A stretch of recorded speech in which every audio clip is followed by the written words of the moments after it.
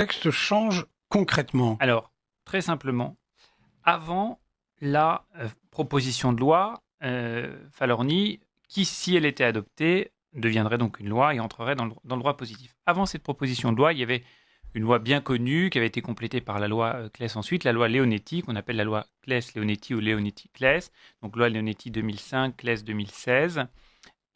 Et cette loi, si vous voulez, elle avait assuré aux Français, elle était déjà discutable à bien des égards, mais l'idée, c'était de garantir un soulagement de la douleur jusqu'au terme naturel.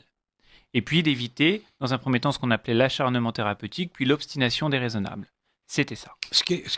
Mais enfin, je veux dire, soulager la souffrance, je crois que personne n'a envie de souffrir. Si on peut soulager la souffrance, si on peut éviter d'appliquer des traitements jusqu'au bout qui finalement posent plus de difficultés et d'inconvénients qu'ils ne résolvent de problèmes, bien sûr, personne n'a l'inhumanité de le contredire. Maintenant, il faut voir aussi ce qu'on appelle un traitement. Rappelez-vous l'affaire Vincent Lambert. On a assimilé l'hydratation et l'alimentation à un soin. Est-ce que c'était réellement un soin? Bon, ça, c'est un sujet sur lequel je ne reviendrai pas, mais cette loi posait déjà des problèmes avec la sédation profonde terminale. Mais on ne donnait pas la mort.